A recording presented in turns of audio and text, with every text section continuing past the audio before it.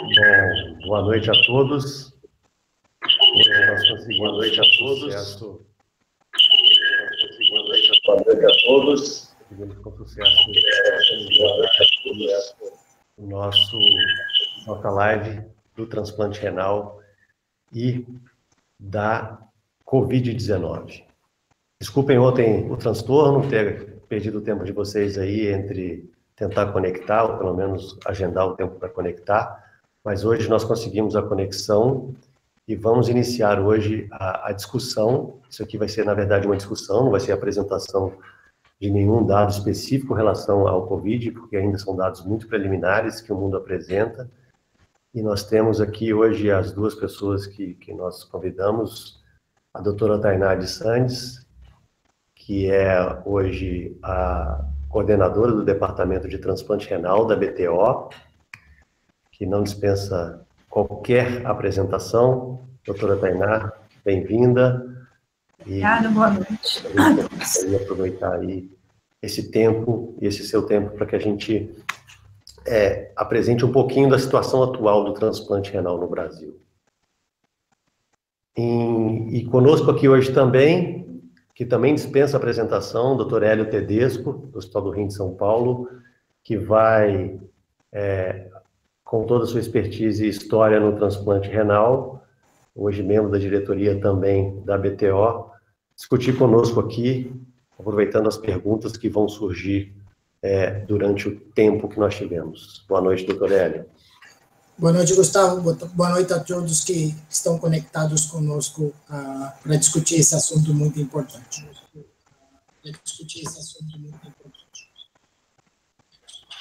Ótimo.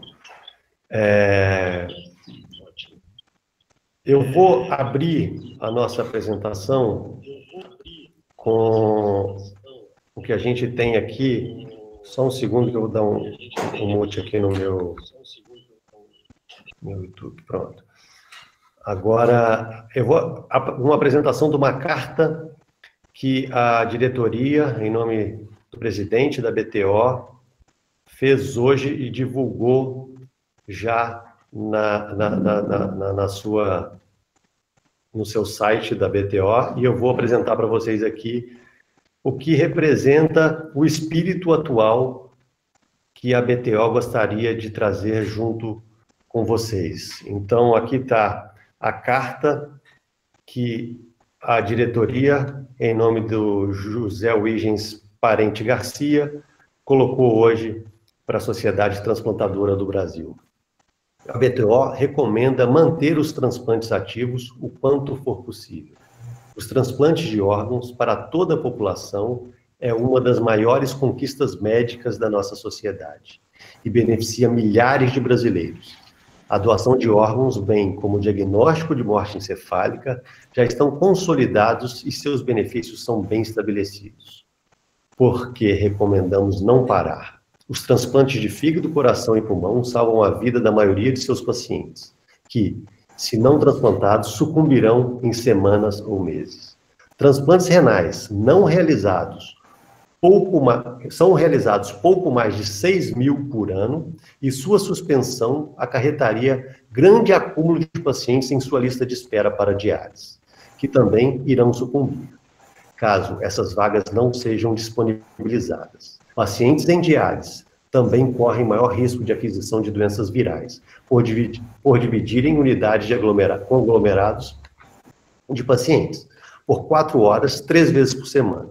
Transplantes de córnea e pâncreas podem ser postergados, mas não abolidos, pois, em certas circunstâncias, serão necessários ou possíveis. A captação de órgãos deve ser mantida, respeitando-se as regras estabelecidas pela COINT, Comissão de Infecção de Transplantes da BTO, recentemente divulgadas.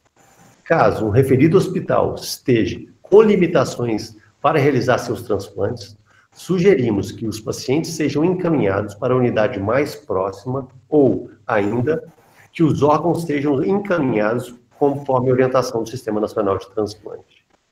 Entendemos que o drama acarretado pela pandemia atual não vamos tentar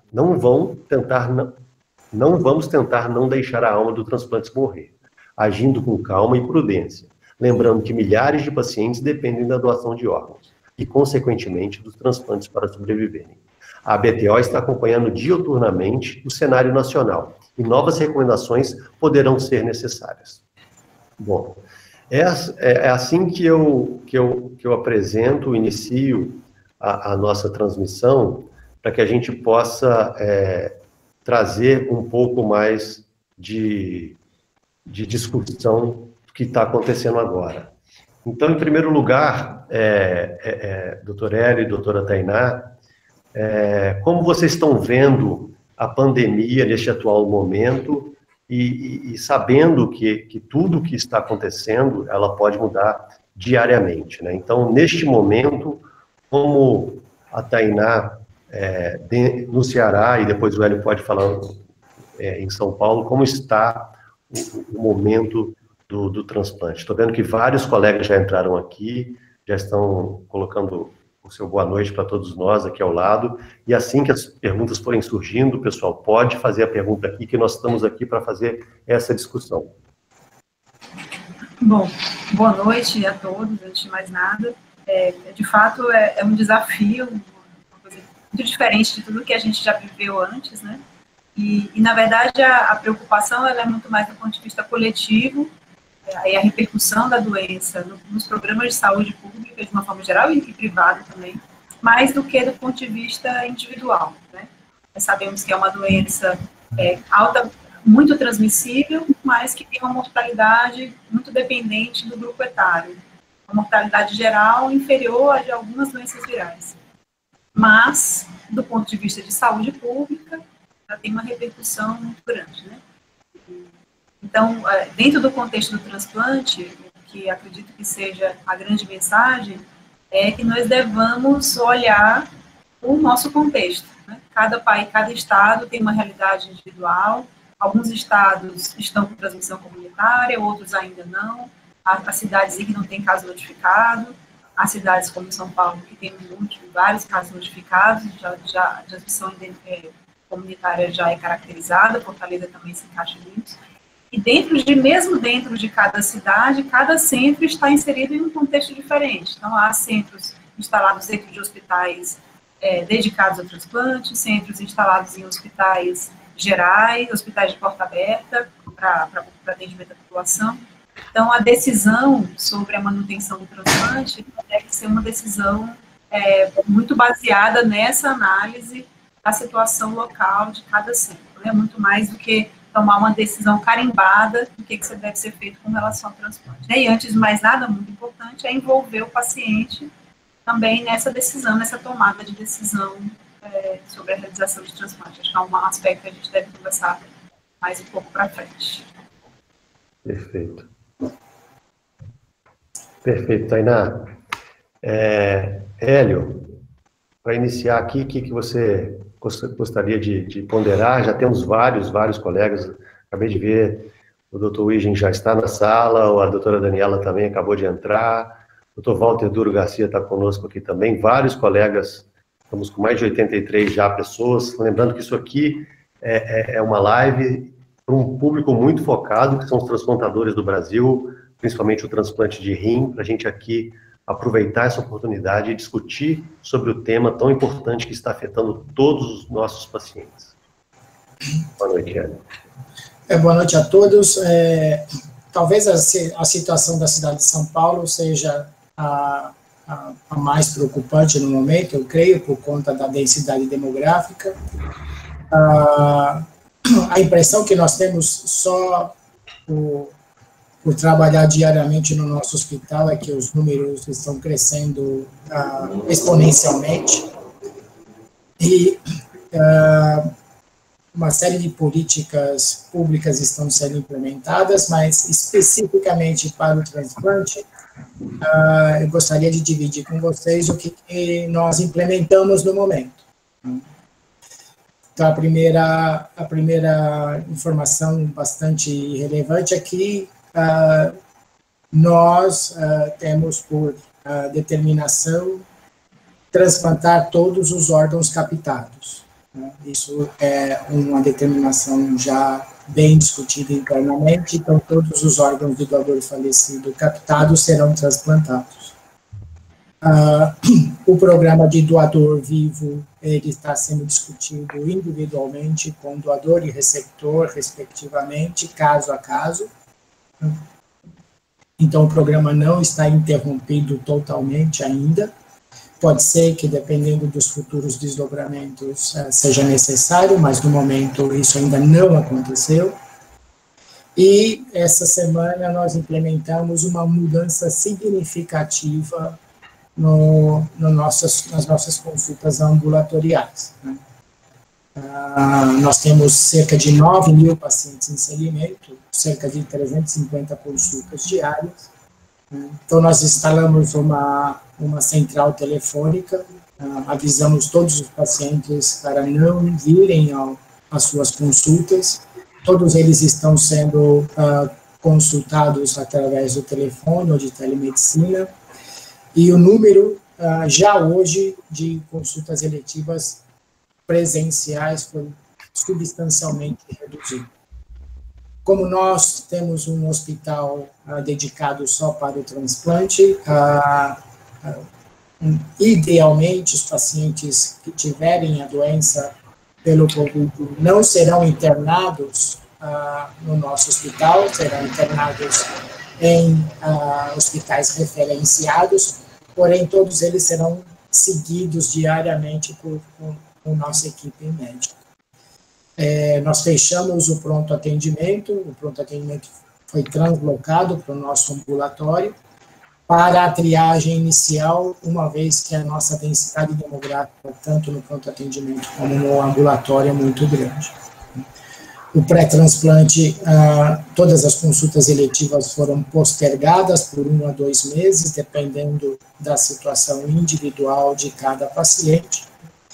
E diariamente nós estamos monitorando e nós fazemos reuniões periódicas para ver se as nossas medidas iniciais estão sendo efetivas no controle da disseminação do vírus e principalmente no tratamento dos nossos pacientes. Perfeito, Hélio. Isso segue exatamente o que tem sido discutido entre a BTO e o SNT. A Daniela tem sido muito presente nesse momento, junto com a BTO, no caminho que o programa de transplante no Brasil deve seguir.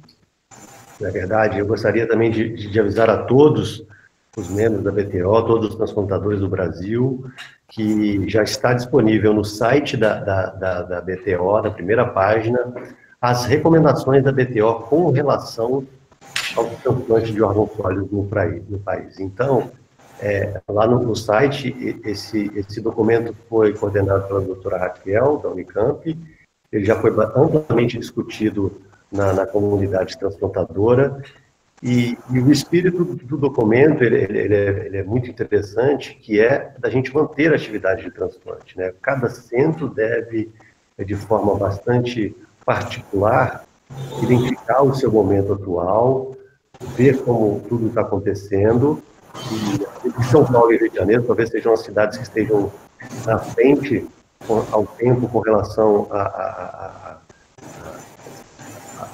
o número de pacientes com vírus, né? E isso coloca a gente em outras cidades com tempo ainda de aprender e avaliar isso aí. Já temos aqui a primeira pergunta, a Tereza Cristina Ferreira. Doutor Hélio, nesse telefonema, para desmarcar a consulta, já fica agendada uma consulta de retorno ou vocês reagendarão depois? Isso, essa é uma pergunta bastante importante. Nesse telefonema que nós fazemos, nós avaliamos primeiro se o paciente está estável, sem nenhum problema clínico, nenhuma queixa. Segundo, o tempo de transplante dele. E terceiro, quando seria possível fazer o seu reagendamento. A ideia geral para os pacientes com mais de 1 ano de transplante e nós já deixamos reagendado a próxima consulta para daqui a 4 ou 8 semanas, para os pacientes estáveis, sem nenhuma queixa ao telefone. É claro que existem casos específicos onde pode ser necessário que o paciente venha ao hospital para eventualmente ser examinado ou eventualmente até fazer alguma análise laboratorial. Tainá, e aí, o que vocês estão fazendo aí com relação aos pacientes no ambulatório de pós-transplante? É bem similar com o que aconteceu, com o que tem acontecido no Hospital do Rim. A gente está dedicando uma linha telefônica, estamos cadastrando os telefones dos pacientes com o intuito de criar lista de transmissão e fazer notas periódicas, passando informação para os pacientes, até para tranquilizá-los e orientá-los com relação a onde procurarem, o que devem fazer, se tiverem sintomáticos leves, se tiverem se sentindo bem, com sintoma mais bem, ou se forem contractantes, com relação à orientação à vacina da gripe, né, vacina contra a influenza, que esses pacientes devem tomar. Então, essa é uma das orientações. Estamos também remarcando as consultas eletivas de pacientes estáveis, com tempo de transplante longo. Esses pacientes estão sendo já remarcados, essa consulta esse paciente é visto pelo médico assistente, e o médico assistente reagenda essa consulta. Aqui no Ceará, tem tido alguma facilitação com relação à emissão das receitas, que é um outro motivo pelo qual o paciente precisa procurar o hospital. Então, as LMEs para medicamento de alto custo atualmente duram 6 meses, então isso já ajuda, e a própria farmácia de dispensação tem facilitado a dispensação desses medicamentos. A gente tem tentado aqui alguma forma de fazer a dispensação desses medicamentos na casa dos pacientes, mas ainda é muito difícil, porque os pacientes moram no interior, a gente não conseguiu viabilizar isso ainda. As receitas de medicamentos que precisam de receita especial, como o sulfametoxazol e metropin, por exemplo, também as farmácias têm têm aceitado mais, por exemplo, a receita mandada de forma eletrônica, e os postos também têm aceitado as receitas de medicamento de pegar no posto, com a receita anterior do paciente. As consultas de pré-transplante também foram todas reagendadas, mas isso é uma forma de a gente conseguir deixar a equipe do ambulatório dedicada ao atendimento dos pacientes que vão eventualmente procurar o centro de transplante, porque o hospital também é um hospital de referência para a Covid, então é muito provável que muitos deles cheguem ao ambulatório de alguma forma, então a gente está tentando organizar para atender esses pacientes. Né? Perfeito. Aqui, Gustavo, só um minutinho, aqui em São Paulo também aconteceu a mesma coisa, a Secretaria permitiu agora a obtenção de medicação para 6 meses, igual o que aconteceu aí em Fortaleza, e eles começaram, a gente não sabe se isso tinha já alguma previsão, mas eles têm um aplicativo onde você marca a hora para retirar a medicação na farmácia de alto custo. Isso deve começar a aumentar o interesse de marcar a hora por esse aplicativo para evitar as aglomerações na farmácia, que por conta do nosso volume também é um problema substancial. Perfeito. Bom, só para passar para vocês, aqui em Juiz de Fora também a gente cancelou todas as consultas em pacientes com mais de 3 meses de transplante, e somente convidando os pacientes que necessitam passar em consulta. Então, o nosso ambulatório de pós-transplante imediato, ele continua ativo, os pacientes vindo no ambulatório, são até 3 meses de transplante. A partir desse momento, a gente tem feito o contato telefônico. A coleta de exames continua, a gente tem que manter a coleta de exames aqui no nosso serviço para a gente conseguir identificar. Isso passando, após 1 ano de transplante, as consultas dos pacientes que estão estáveis com mais de 1 ano de transplante. Bom, vamos para a próxima pergunta, porque nós já estamos com mais de 100 pessoas na sala e muitas pessoas aqui com a gente perguntando. O Rafael Madeira pergunta para o Hélio se ele manteria a mesma postura do programa de transplante se a sua instituição fosse destinada ao atendimento de pacientes com coronavírus. se a minha instituição fosse designada para tratar esse paciente, com certeza todo um protocolo e um fluxograma para que esse paciente fosse atendido com o menor risco possível de transmissão seria desenvolvido. Mas a nossa ideia é justamente o contrário. O que nós discutimos junto à Secretaria Municipal e Estadual foi que, por conta da característica do nosso hospital, por ser um hospital dedicado ao transplante, essencialmente, e por questões logísticas dos outros centros de São Paulo, não só da capital, mas também do interior, relacionados à atenção ao tratamento dessa infecção viral, nós estamos antecipando que pode ser que nós acabemos recebendo mais órgãos para ser transplantados, devido às dificuldades logísticas e estruturais dos outros centros de transplante. Então, nós optamos por não admitir esse paciente e tratá-lo fora da nossa instituição para poder manter o programa de transplante ativo. Mas deixa eu só fazer uma colocação nisso, Hélio, que é muito interessante, que seguramente a maioria dos centros de transplante não tem essa capacidade de ter só dentro, a maioria dos centros vão ter, como é a nossa instituição. Na nossa instituição, a gente não é uma referência para o Covid no Sistema Único de Saúde, mas nós temos os pacientes da saúde suplementar que vão chegar no nosso programa de transplante. E dentro do hospital ficou muito bem delineado como será o atendimento do Covid e como continuará o programa de transplante ativo. Então, talvez, para a pergunta que foi feita agora, eu poderia dizer, no nosso caso, teremos casos de Covid, sim, no nosso hospital, e nós vamos continuar enquanto tivermos condições de estrutura física e humana para atender os transplantados com segurança. Então, acho que isso conseguiria responder a pergunta. Mas só para complementar, Gustavo, é lógico que isso era uma intenção nossa, né? E como toda intenção, ela não é 100% atingida. Nós temos 2 pacientes internados na nossa terapia intensiva, confirmados com infecção por esse vírus, e foram atendidos através do nosso pronto atendimento, né? E temos uma suspeita já de um paciente da nossa unidade de diálise, entendeu? Então, são objetivos que nós traçamos, mas que nem sempre eles são alcançados, pelo menos na sua totalidade. Porém, todos esses pacientes foram atendidos com as exigências máximas para reduzir ao máximo possível o risco de transmissão. Tem um corpo médico totalmente dedicado, um corpo de enfermagem totalmente dedicado, um setor dentro da UTI também separado para isso, porque a gente achava que isso não teria 100% de sucesso. Mas a nossa ideia é realmente minimizar isso dentro do nosso hospital para poder manter o programa de transplante ativo. Perfeito. Eu acho que essa pergunta, o Davi já colocou a pergunta ali, se você já teve algum caso confirmado de Covid. Acho que... São 2 casos graves, os 2 estão na terapia intensiva, em ventilação mecânica. Um deles chegou já grave, e o outro tem o quadro clínico típico que é descrito, que vocês já devem ter visto.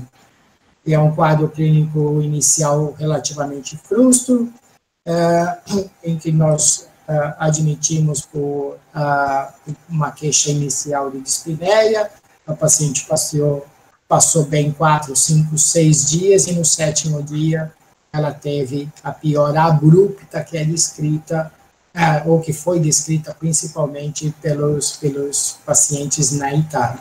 E agora ela está também em ventilação mecânica, recebendo o protocolo, não sei se já tem essa pergunta, mas recebendo a azitromicina e hidroxicloroquina. Ótimo, Hélio. A próxima pergunta da Lia Fernandes, se vocês estão aceitando o órgão, isso ela pergunta para todos, se vocês estão aceitando o órgão, tanto para a Tainá quanto para o Hélio, órgãos de pacientes com SARA. Ou seja, no doador falecido, se tiver uma história de SARA, vai ser aceito esse órgão ou não? Ciente que nós estamos com uma dificuldade muito grande na confirmação, né, no momento ainda do teste confirmatório do Covid. De quem que é a pergunta, Gustavo? A Lia Fernandes.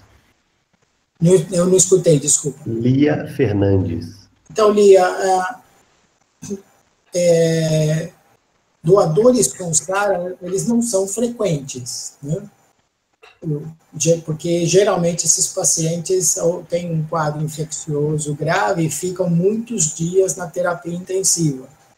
E a maior parte dos nossos doadores ou são de quadros vasculares cerebrais ou de trauma mesmo.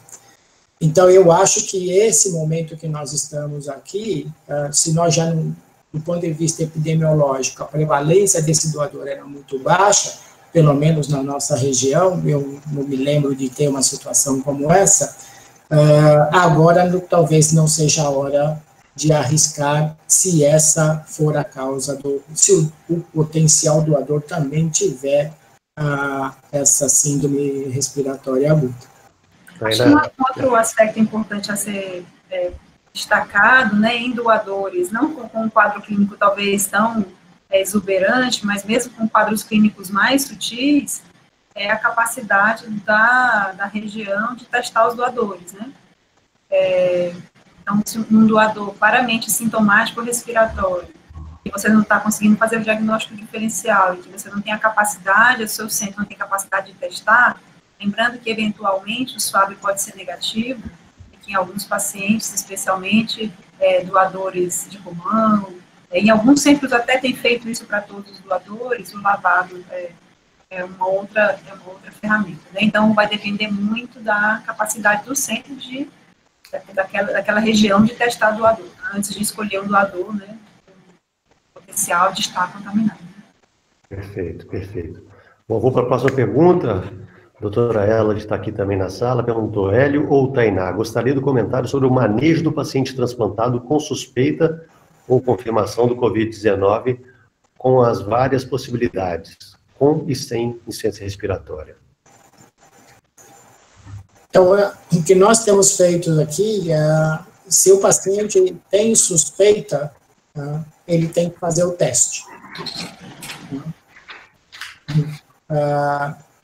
Seja para proteger a família dele, ou até para iniciar o tratamento precoce do próprio paciente. Então, todos esses pacientes com suspeita, independente do quadro clínico, nós fazemos o teste para que ele seja confirmado. O paciente confirmado com a infecção, aí a admissão hospitalar, como eu falei, ela é referenciada, monitorada diariamente pelo nosso grupo. Nós não temos nenhum paciente até o momento com quadro clínico frustro. Todos eles têm chegado já com um quadro mais avançado. Inclusive, essa paciente que piorou no 7º dia, ela já tinha uma saturação de oxigênio mais baixa na admissão. Todos eles são tratados da mesma forma. O protocolo é o que é mais divulgado, seja ele com base científica ou não, mas todos eles recebem cloroquina e azitromicina, e uma discussão ampla e sem consenso, pelo menos no momento, é o que fazer com a imunossupressão. E a nossa ideia aqui é retirar uma droga só. Geralmente nós tiramos ou a azathioprina ou o mecofenolato ou o inibidor de mTOR, e inicialmente mantemos o tacrolimo e a prednisona. Dependendo da evolução, nós vamos avaliando diariamente possíveis mudanças. Houve uma grande discussão sobre que atitude ter em relação ao quadro respiratório grave no paciente receptor de transplante, e do que tem de informação que foi discutida sobre as diferentes mídias, é que isso é uma resposta inata, inflamatória, do tipo da síndrome de angústia respiratória mesmo, e que possivelmente, nós não sabemos isso, mas que possivelmente a imunossupressão contribui muito pouco para o desenvolvimento e o agravamento dessa condição. Tanto que existem já estudos clínicos em andamento com várias drogas que possivelmente podem interferir ou reduzir a liberação de uma série de citocinas. Perfeito. Acho assim, de diferente, uma coisa que nós optamos aqui é que a nossa gripe influenza comum, ela chega aqui nessa época. Acho que no Sudeste, Sul e Sudeste é um pouquinho mais para frente, na época mais fria, mas aqui é na época que chove, né? E a vacinação começou essa semana, então muitos casos de sintomas respiratórios aqui são derivados de influenza.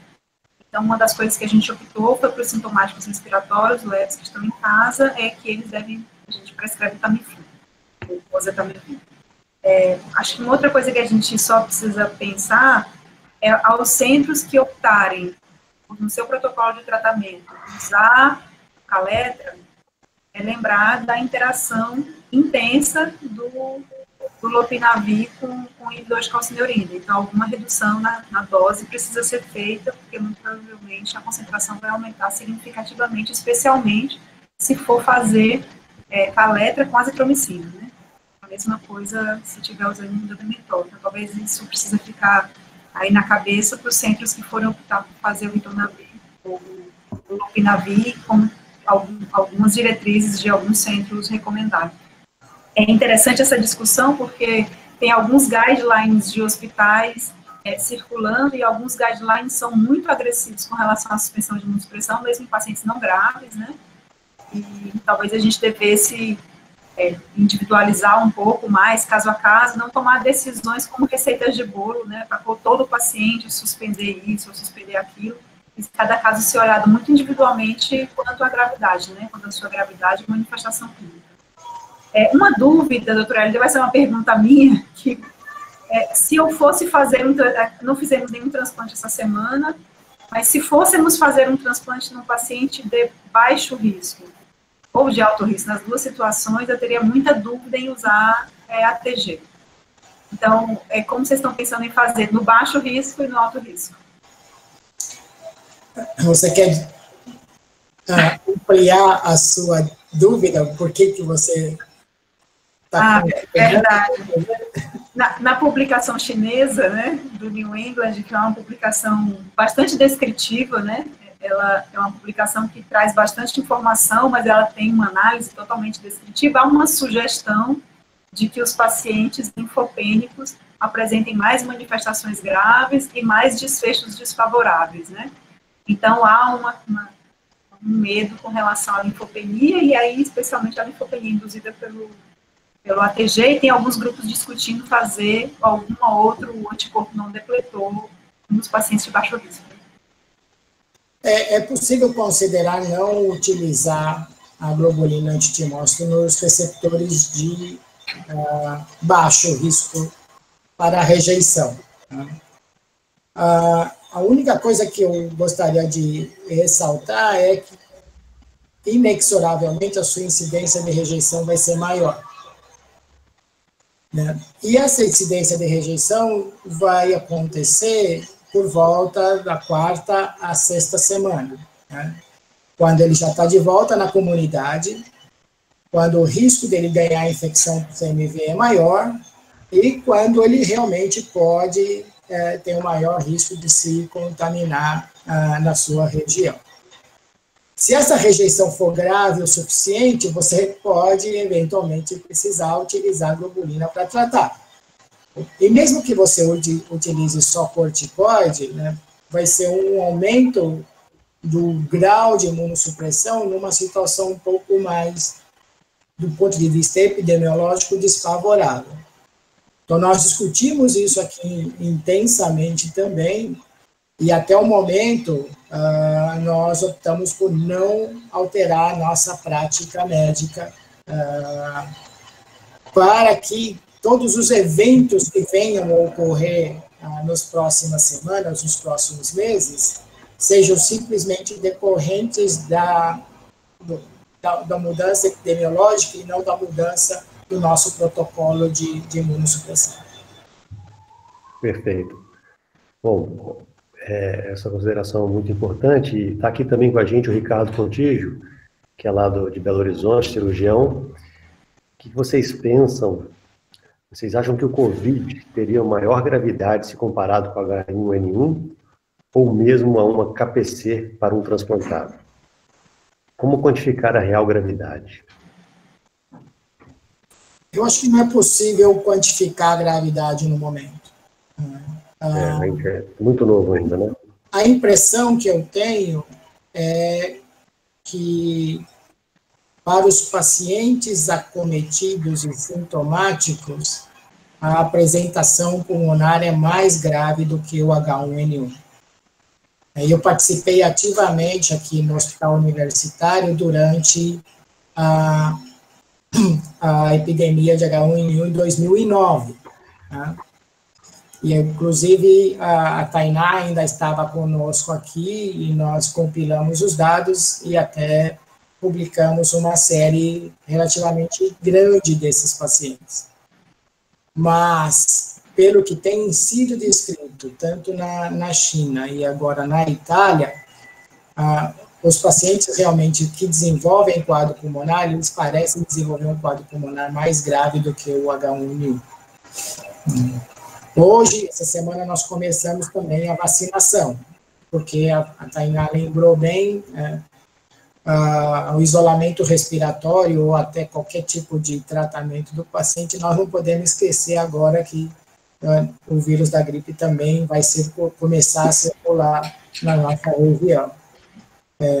Com relação à KPC, eu diria que aí é um pouco mais difícil de comparar, porque nós estamos comparando uma infecção bacteriana com uma infecção viral.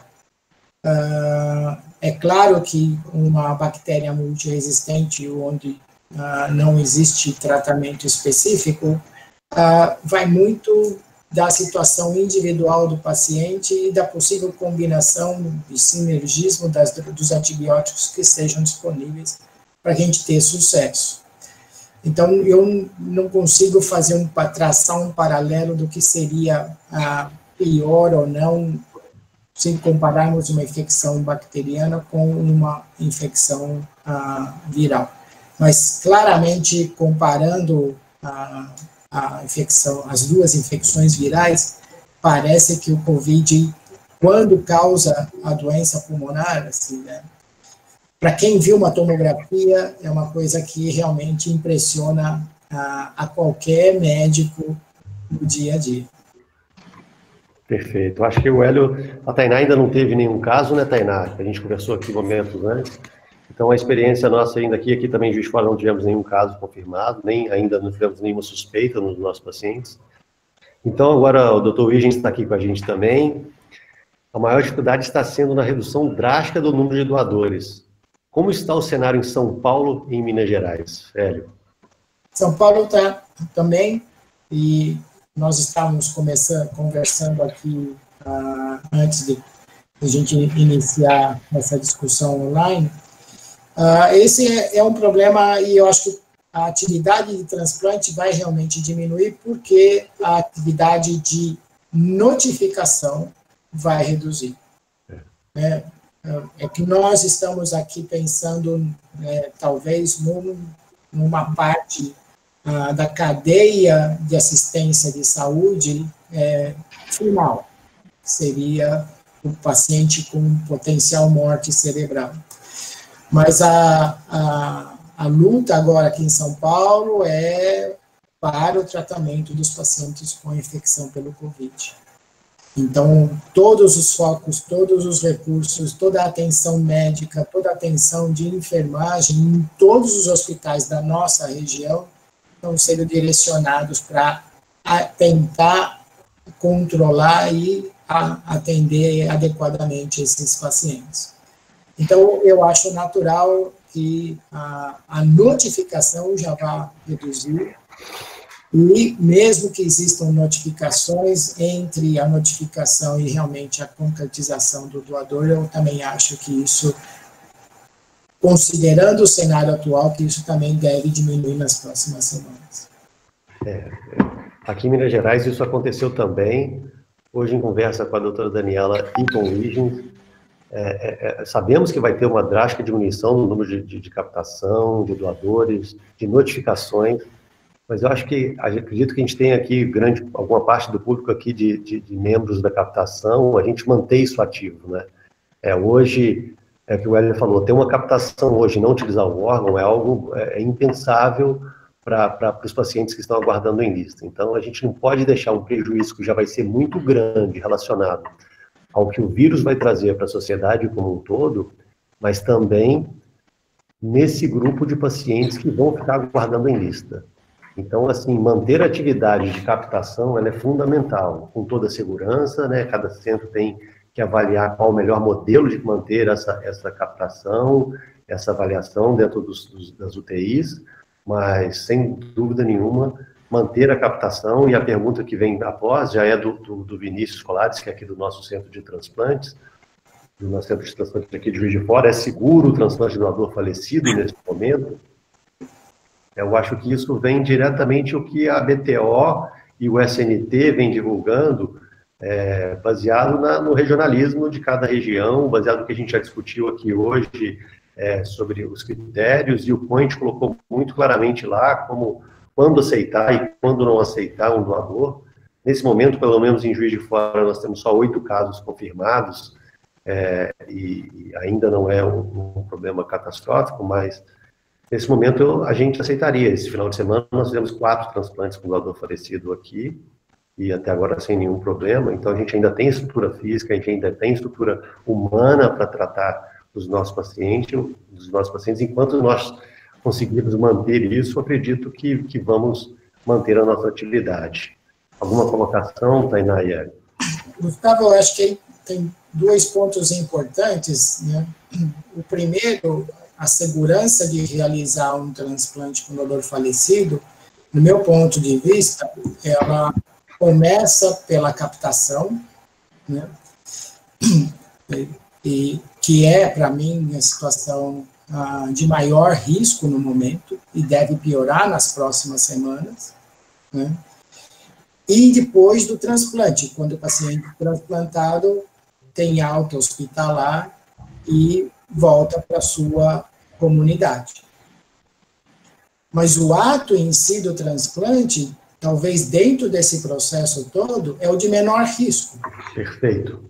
Porque todas as informações que nós temos, não tem nenhum transplante que foi feito em que o receptor ganhou a infecção derivada do órgão. E a máxima informação que a gente tem no momento é que, possivelmente, nos pacientes sintomáticos hospitalizados da China, só 15%, num determinado estudo de uma coorte relativamente pequena, só 15% deles tinham RNA circulante. E lembrar que esse vírus é um vírus que é trópico para o pulmão. Mesmo tendo RNA circulante, a gente não sabe qual vai ser o desfecho disso se o órgão for transplantado com RNA circulante. Então, dentro desse processo todo, a transmissão pelo órgão dos riscos que nós estamos correndo é o menor. O maior risco é do profissional na hora da captação, e depois do transplantado, quando ele voltar imunossuprimido, numa época ainda com a quantidade ou a dose ainda elevada dos imunossupressores, que ele voltar para a comunidade, e nós não sabemos qual é a interação da imunossupressão inicial com o desenvolvimento dessa infecção respiratória. Perfeito. Bom, seguindo aqui o Jerônimo Junqueira, vocês vão testar todos os doadores falecidos para o Covid? Eu acho que um dia nós vamos. Eu só não sei quando. Então, o número de testes está aumentando e o número de formas de testar também está aumentando. E, por incrível que pareça, não existe um consenso do que é melhor. O padrão ouro é amplificar o RNA da nasofaringe. Mas existem outros testes, como testes antigênicos e até os testes que medem a produção de anticorpos, seja IgA, IgM ou IgG. Tem testes rápidos aí que eles estão produzindo até para dar resultados em 45 minutos. Qual teste utilizar, em quem utilizar e como utilizar, isso nós vamos, provavelmente, nas próximas semanas, ter mais informação, ter mais dados para poder realmente racionalizar o uso desses testes. Mas, se nós tivéssemos o teste disponível, como temos para outros vírus, nós faríamos em todos os doadores e em todos os receptores. Eu acho, só complementando, eu acho até que no Ceará o cenário é um pouco melhor nesse sentido, porque temos um número menor de doadores, né?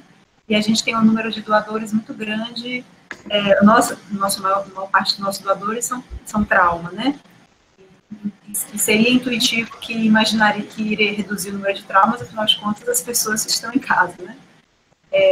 Eu estive conversando hoje com a Eliana, que é a coordenadora da central, e aqui parece que os testes que vão chegar vão ser suficientes para testar os doadores que eventualmente necessitem ser utilizados. Então, aqui, Jerônimo, parece que aqui sim a gente vai ter teste para usar para os doadores, mas também creio que essa é uma realidade difícil de se exportar para os outros centros. O que eu acho é que não tem muita dúvida que se tivesse teste sobrando, todo mundo iria testar todos os doadores e todos os receptores, né? Tainá, que teste que você tem aí? É o PCR, vai ser suave de orofaringe, o PCR do suave. E quanto tempo você tem resultado? Pois é, isso aí. O que eu tinha conversado com a Eliana era que só iria servir, né, se fosse esse teste que sai rápido, né, o teste rápido. Eu acho que são 3 horas. Assim, nós temos o teste, é um PCR também, é o da Organização Mundial da Saúde, o protocolo da Organização Mundial da Saúde, que o do CDC não deu muito certo, né? E o nosso resultado sai em 5 horas. Né? E só para exemplificar, se o seu sai em 4 horas, então isso é excelente, porque nos Estados Unidos demora de 24 a 48 horas para ter esse teste lá. E eles estão tentando melhorar o tempo para a soltura dos resultados, recrutando um número maior de laboratórios dentro dos Estados Unidos. Mas lembrar que não é só, tem que colher a amostra, enviar a amostra para o laboratório, processar e ter o resultado de volta. Dependendo da região, isso pode ser mais ou menos complicado. Não sei se a Eliana estiver online aí, a Eliana talvez possa nos ajudar a dar um pouco mais de detalhes sobre o teste, eu não tenho certeza. Eu não sei se é para confortar ou não o Jerônimo, mas essa realidade de dosar, ou seja, de testar os pacientes, ela não é realidade nem mesmo dos Estados Unidos. Quem teve a oportunidade de assistir ontem o webinar da AST, infelizmente também nos Estados Unidos isso não vem ocorrendo, né, testar todos os doadores. Então essa não é uma realidade nem mesmo nos países do primeiro mundo que estão no nível mais elevado de exposição ao vírus. Vamos seguir aqui. Só uma coisa interessante que o Dr. Hélio falou agora, e eu estava, antes de entrar aqui, dei aquela última olhada para ver se tinha algum caso de Covid transmitido pelo doador, e de fato não tem nenhum relato ainda, né? Acho que nem nos grupos de discussão, nenhuma discussão ainda, e há uma certa especulação de que, porque o rim tem receptor de ECA, é possível que o vírus tenha um tropismo pelo rim, pulmão, rim, coração, e que talvez o rim fosse um órgão de a transmissão seria mais fácil, mas até agora não tem caso. Eu tô aqui com o Joel no WhatsApp, o Joel deve estar participando com a gente aí, ele me mandou a seguinte informação: Gustavo, vínhamos muito bem, de 7 equipes de rim, só uma está seguindo, ou seja, só uma vai continuar em Santa Catarina. Em 2020, de janeiro a fevereiro, com mais de 50 doadores por milhão de população. Seguramente esse número vai cair muito, né, no mês de março, Mas Santa Catarina, um estado tão importante na captação de órgãos, eu acredito que cada equipe de transplante lá deve ter um motivo muito específico para não estar seguindo, mas eu acho que eles deveriam fazer uma força-tarefa de, se esse centro único tiver a capacidade de absorver o que o restante não está conseguindo fazer nesse momento, né, para que o Estado não seja tão prejudicado, porque seguramente o Joel lá, que tem uma capacidade de doação bastante elevada, se não conseguir nem mesmo resolver dentro do Estado, mandar esses órgãos para o SNT, conforme a orientação ali da carta da BTO. Mas eu acho que a gente tem que manter, sim, quem tiver a capacidade de manter o programa funcionando. Quem quiser mandar o WhatsApp aqui, a gente está também recebendo para fazer as perguntas. O nosso tempo está bem avançado. A Eliana respondeu aqui que são 8 horas. 8 horas. É muito bom, muito bom. Tá, se eu puder sugerir, então, eu acho que isso até é uma coisa que a BPO pode organizar e talvez intensificar o monitoramento das doações, não sei se semanal ou quinzenal, porque, por exemplo, se o Joel conseguir que o ritmo de doação dele caia menos do que as outras regiões, talvez nós possamos aprender o que ele está desenvolvendo lá para transportar para outras regiões. O que é que tem de diferente em algum lugar onde o ritmo de potenciais doadores está diminuindo menos do que na maioria dos centros. Acho que se nós pudermos monitorar o ritmo de captação de uma forma mais intensiva, isso pode ajudar a gente a detectar oportunidades onde, de alguma forma, nós podemos intervir. Eu só queria aproveitar a oportunidade que tem 100 pessoas aí conectadas, Gustavo.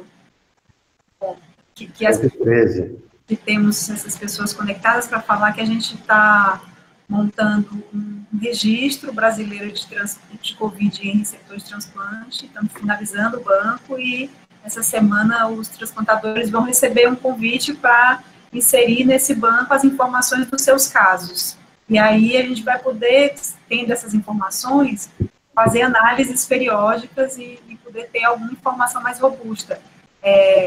Apesar de que a Itália tem esse tanto de casos, eles não têm a nossa atividade transplantadora, então é muito provável que, assim como no H1N1, a gente consiga um número de transplante com a infecção grande num tempo rápido por causa do nosso volume de pacientes transplantados aqui no país, né?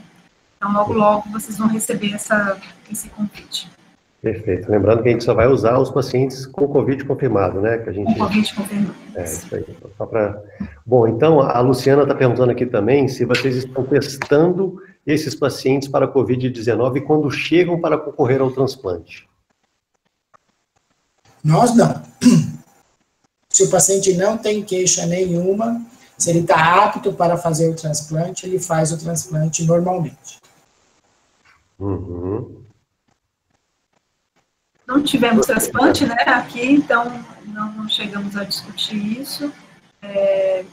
Alguns centros têm feito isso, né, como quem tem teste suficiente, tem testado receptor e doador. Uhum.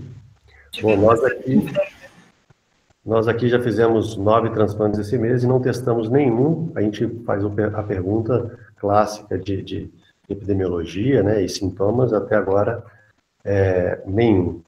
Daniela me mandou aqui um WhatsApp com os números de doadores elegíveis em 2020. E, Daniela, você podia me ajudar aqui, né? Escreve aí o que é. Está difícil de entender. Está difícil de entender um gráfico aqui, quer dizer que diminuiu, pelo que eu estou vendo, que diminuiu bastante. Conta para a gente aqui, Daniela, que eu vou falar o que é. Enquanto isso, eu vou indo para a próxima pergunta. Então, a Luciana perguntou, o Rafael está fazendo as colocações dele aqui, todo mundo pode ler. E Ana Paula Batista, diante das dificuldades dos testes diagnósticos de Covid e diante da transmissão comunitária, como manter o programa de transplante? Acham que a anamnese e quadro clínico é seguro? Então, como manter o programa de transplante talvez seja tentando seguir as orientações gerais.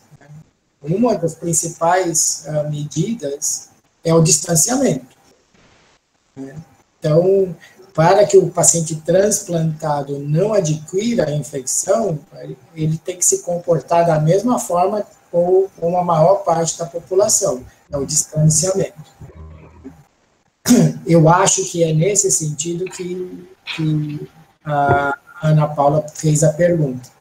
Agora, diagnóstico, né, ele é baseado em sintoma, né? Todo paciente com sintoma respiratório, ele hoje é triado de uma forma diferente por conta, primeiro, do Covid, e agora, nas próximas semanas, a gente também vai ter toda a influenza para pensar também. Se for admitido, né, de que forma esse paciente vai ser admitido. Perfeito. Olha, eu vou aproveitar aqui agora, a Daniela acabou de compartilhar um dado muito interessante com a gente, como foi a queda do doador elegível. Eu vou compartilhar a tela aqui, vou pedir a paciência do pessoal um pouquinho, eu vou compartilhar a tela para vocês verem a diferença do número da queda que está todo mundo querendo saber, o Hélio estava querendo saber, realmente o número de transplantes e doadores efetivos caiu bastante. Vou compartilhar a tela com vocês, aí está o número de doadores elegíveis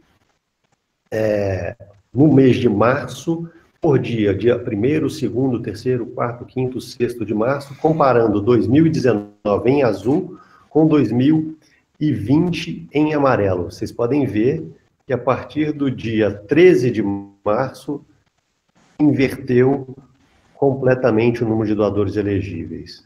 E passando aqui para o número de transplantes de rim, doador falecido no Brasil, no dia 23, ontem, não teve nenhum transplante de doador falecido no Brasil. Olha, esse gráfico aqui é muito interessante, uma queda de 100% hoje, de ontem, 92% anterior, uma queda drástica no número de doações, e isso é muito preocupante para os nossos pacientes. Então, a gente precisa realmente atentar para isso. Voltando aqui no questionário... Só uma sugestão, se essa informação pudesse ser distribuída, seria bastante interessante. A Daniela está nos ouvindo aí, seguramente ela vai... Vamos arrumar um jeito de colocar isso para a sociedade. É distribuída pela BTO mesmo. Perfeito. Daniela vai... Vamos seguir aqui. Ela botou aqui já o levantamento dela. Eu não fiz treinamento para moderador, não, gente. Então, um pouquinho de paciência aqui para eu voltar. O Omar está aqui. Minas também está havendo uma redução importante. Tá? Voltando aqui. Algumas considerações. Deixa eu ver aqui, o Rafael novamente fazendo uma consideração. Há alguma descrição de associação de CMV ao Covid-19 em transplantados? Há alguma sugestão de pesquisa por PCR ou antigenemia? Que eu saiba, não. Talvez essa resposta seja difícil de ter no momento, porque nós precisaríamos ter esse cenário, né? Um paciente recém-transplantado que adquiriu a infecção pelo Covid no 2º ou no 3º mês de transplante e que não recebeu profilaxia para a CMV. Então, eu acho que com essa curva que a Daniela acabou de mostrar, e isso deve ter sido, ou deve refletir o cenário internacional, né, dificilmente nós vamos ter um número suficiente de novos transplantes nessas condições para responder se existe co-infecção pelos 2 tipos de vírus. Tem algumas publicações que têm sugerido que, diferente do H1N1, porque na infecção por H1N1, o que era mais notável era que os pacientes tinham co-infecção bacteriana, e que, inclusive, a morbidade, a mortalidade se dava também pela co-infecção bacteriana. E no Covid, que parece que é parecido com o SARS e o MERS, é que a co-infecção é mais viral do que bacteriana. Então, não sei se especificamente com CMV, mas talvez com a infecção, por exemplo, influenza e Covid, ou algum outro tipo de vírus. Então, esse é, inclusive, um dos aspectos que eu optei por contemplar nesse registro, como uma das perguntas, porque há essa sugestão de que realmente com a infecção viral seja mais frequente. Perfeito, Tainá. O Diogo Buarque está perguntando aqui para todos nós, internam todos os casos suspeitos, mesmo com diagnósticos leves, ou são monitorados à distância? Quer começar, Tainá? Então, não, nem dá, né, Diogo? Assim, acho que, imagino que todos os centros têm feito mais ou menos a mesma coisa, que é os pacientes com sintomas leves, o ideal até seja que eles nem vão até o hospital, eles sejam monitorados remotamente, orientados a ficarem em casa, né?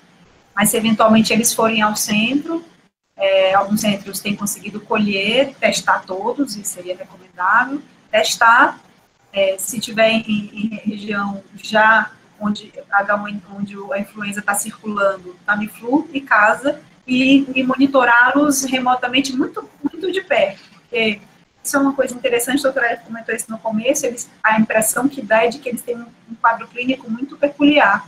Eles fazem um quadro respiratório frustro, febre, tosse, mialgia, parece até que em alguns casos tiveram as manifestações atípicas, conjuntivite, e ali dali a 5 a 10 dias eles fazem um quadro de insuficiência respiratória mais súbita.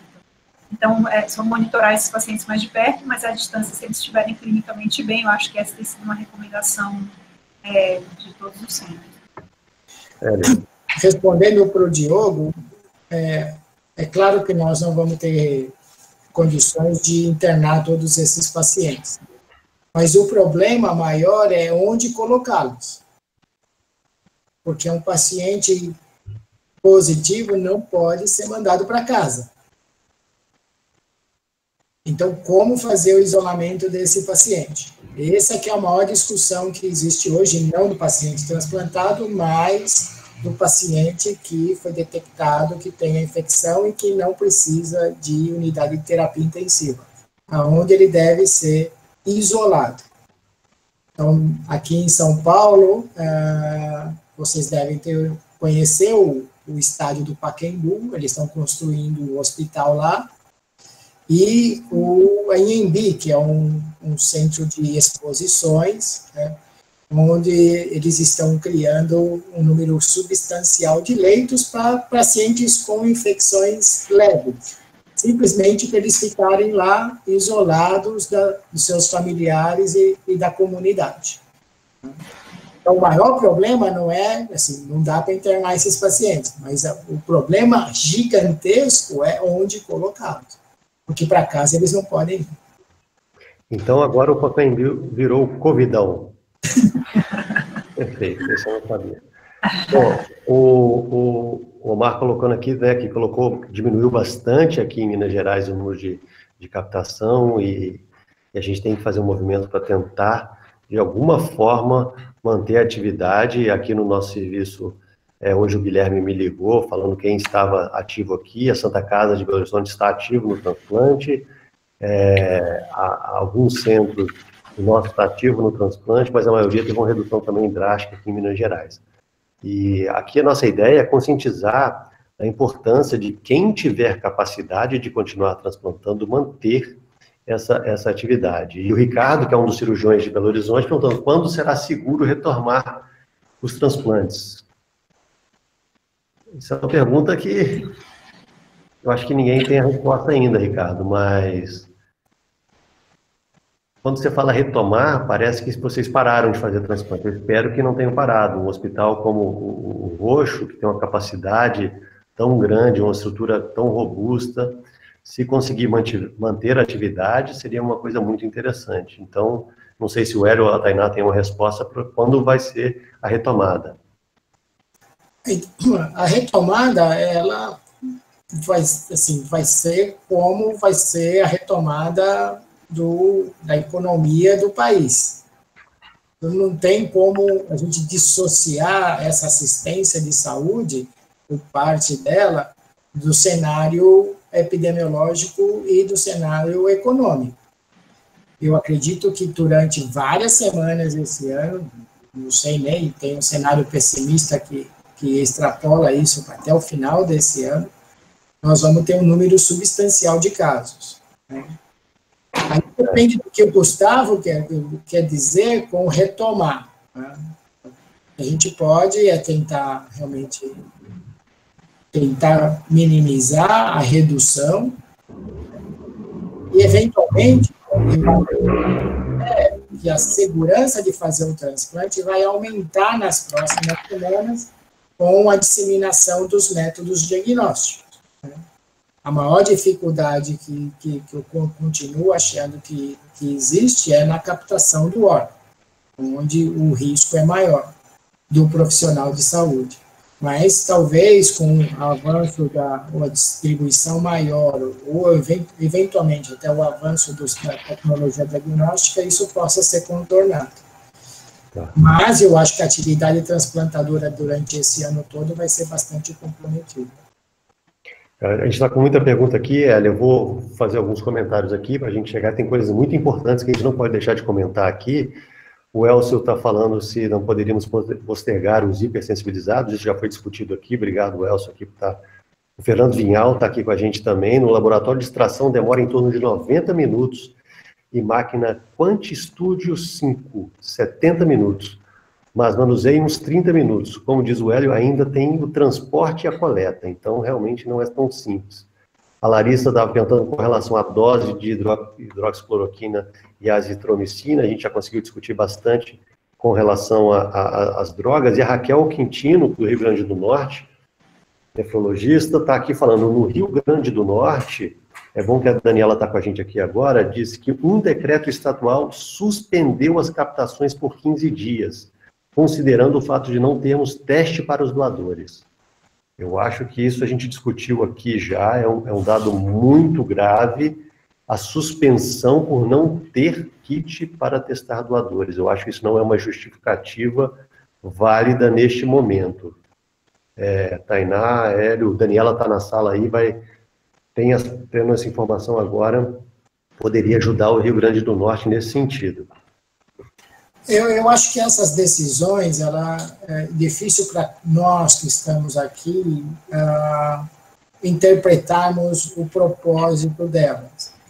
Eu acho que isso precisa que a gente participe do cenário local lá, das dificuldades que eles estão tendo, de que tipo de abordagem que eles querem fazer. Eu acho que para nós aqui, considerar-se isso essencialmente certo ou essencialmente errado é muito difícil. Seria interessante discutir com o SNT, né, o momento, para ver se o SNT pode ajudar de alguma forma o momento do Rio Grande do Norte. Deixa eu seguir aqui, que a gente está com um tempo bastante avançado, tem muita gente, a Andréa já fez uma pergunta aqui com relação ao ambulatório. André, se você chegou depois, nós já discutimos isso, vai ficar o link na página, vocês vão poder assistir o que foi discutido com relação a isso. O Walter Duro Garcia está participando aqui, nós iniciamos hoje testar doadores e receptores, fizemos 7 transplantes com doador falecido nas últimas 24 horas, ou seja, a Santa Casa de Porto Alegre em plena atividade de transplante, um hospital gigantesco, que seguramente também deve ter pacientes com Covid na sua estrutura como um todo, mas mantendo a sua atividade de transplante. A doutora Deise também está participando conosco aqui. No Rio de Janeiro, apenas 2 centros continuam em atividade. Espero que um dos centros seja ela, né, porque ela é o maior centro de transplante, o segundo maior centro de transplante do Brasil. Eu acho que se ela for um desses centros, já ajuda bastante o Rio de Janeiro para manter essa atividade. O André Pereira está aqui de novo, a redução de doação pode ser reflexo de um confinamento da população, mas com certeza pode ser o trabalho de centenas de captação, das centrais de captação. Isso deveria trazer um pouco de mais tranquilidade.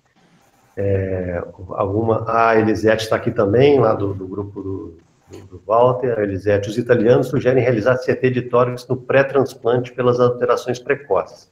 Que imagem de tórax vocês fazem no receptor no pré-imediato? Pensam em que deveríamos fazer uma TC? Essa pergunta é muito interessante, Elisete, mas eu vi esse dado dos italianos, mas é importante que tanto a Sociedade Brasileira de Radiologia quanto a Sociedade americana não sugerem a TC como diagnóstico do COVID. Neste momento, para a decisão, pode ser uma pergunta muito interessante. O que você acha, Hélio? Existe realmente uma discrepância entre o raio-x e a tomografia, e as alterações pela tomografia são talvez mais notáveis precocemente do que o raio-x, isso é verdade. Eu acho que, eventualmente, essa necessidade ela vai ser confirmada nas próximas semanas. Porque, por enquanto, como a nossa epidemiologia aqui ainda nos permite, o risco de um paciente assintomático ter sido contaminado é difícil de determinar. Mas, à medida que, pelo menos em São Paulo, essa doença disseminar e contaminar um número grande de pessoas, talvez a Elisete tenha razão e que seja melhor mesmo que a gente faça a tomografia, mas aí, como você ressaltou, nós vamos ter que complementar com o teste diagnóstico. Perfeito. Aí, algum comentário, que a gente já está com 1h10? Acho que eu, na verdade, queria fazer uma pergunta para o doutor Hélio. Como é que ele pretende fechar esses casos que certamente vão melhorar e vão para casa? Qual que é a ideia de vocês para dar alta para esses pacientes, se assegurando de que eles não vão chegar em casa expelindo o vírus? Isso é mais fácil do que a situação inicial, né? Que nós vamos fazer o teste. Eu acredito... Não, eu acredito que a hora que esses pacientes estiverem em condição de alta, e que estiverem em condição de alta, esses outros testes nós já vamos ter disponíveis, né? Então, é possível você, com segurança, não só fazer o PCR, mas fazer o teste de anticorpo também. Então, essa é uma possibilidade que nós estamos aventando aqui agora. Não tem o ideal ainda para a gente definir, né? A grande vantagem é, se existe a dúvida se os pacientes adquirem ou não adquirem novamente a doença, eu particularmente acredito que não, mas há relatos aí de que o paciente testou positivo, testou negativo no final da doença e testou positivo de novo lá na China, mas a gente não sabe o quanto isso é metodológico, né? Mas um teste negativo, talvez confirmatório ou eventualmente complementado com o anticorpo, pode ser definitivo para a gente dar alta para esse paciente. Perfeito. Bom, eu vou avançar aqui, Hélio, para avançar. Fico feliz, o Ricardo falou, não paramos. Felício Rocha é um hospital muito robusto em Minas Gerais. Ele parar iria impactar ainda mais a estrutura de Minas Gerais.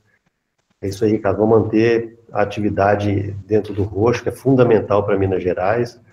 E acho que a Tainá caiu, né? Ela não está mais conosco, travou a imagem dela ali. Não, está com a gente, sim. Tá? Aham. Tainá? Tinha travado, desculpa, eu achei que tinha travado aqui. Bom, eu acho que a gente já pode ir para as considerações finais. Nós tivemos mais de 120 participantes aqui ativos, mantendo várias pessoas o tempo inteiro. Eu acho que esse é um tema muito importante. Tudo que foi discutido hoje, seguramente em 24 horas já vai estar atrasado, obsoleto, nós vamos estar já discutindo outros temas, seguramente cada vez com mais informações.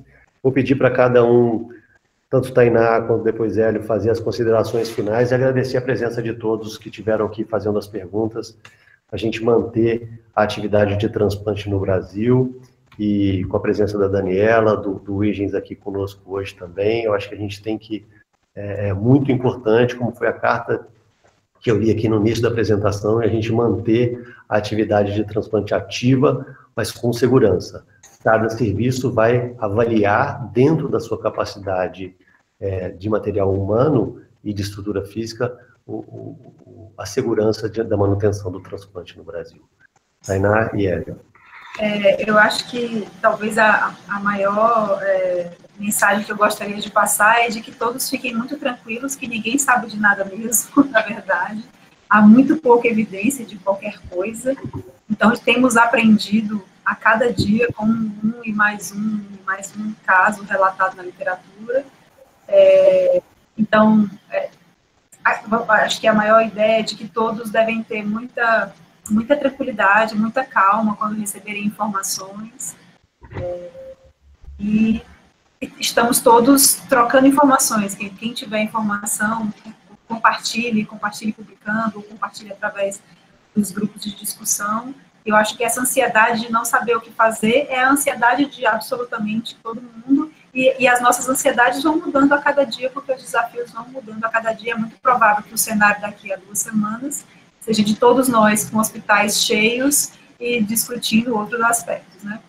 Então, acho que era essa mais a minha mensagem, e de que mesmo os centros que eventualmente precisaram suspender ou reduzir muito a atividade transplantadora, eu acho que essa é uma situação que cada região é quem sabe onde o calo aperta e quais são as suas dificuldades locais de RH, qual o tamanho da sua gordura de absorver faltas, enfim. Então, acho que essa é a maior questão. E é isso. Boa noite a todos, muito obrigada. Nos vemos em breve, se Deus quiser, em alguma festa, algum evento. Gustavo? Fala, Hélio. Gostaria só de fazer uma sugestão final. Talvez através da BTO nós pudéssemos receber voluntariamente informações quaisquer relacionadas ao Covid, dos diversos centros de transplante. Tá? Informações associadas à captação de órgãos, a transplante, a pacientes infectados, a pacientes graves, e porque eu acho que essa sua sugestão de fazer essa discussão online hoje foi muito boa, e o resultado está aí pelo número de participantes. Muitos deles vão sair frustrados porque não puderam ter atendido os seus questionamentos, mas eu acho que a gente podia marcar uma nova discussão online para daqui 10, 15 dias, tendo essa informação ativa dos centros transplantadores no Brasil. Quais são os problemas, as dificuldades, o que já aconteceu, se já tem paciente com a infecção, como está lidando com a problemática local. Eu acho que trocar essa experiência agora é muito importante, porque, como a Tainá disse, nós não temos respostas concretas para quase nada. Nós vamos ter que dividir experiências para poder realmente abordar esse assunto da melhor forma possível. Perfeito. Seguramente, nós vamos manter, sim, essa atividade de forma contínua, sem dúvida nenhuma. Isso aqui foi o início. A gente precisa manter essa discussão.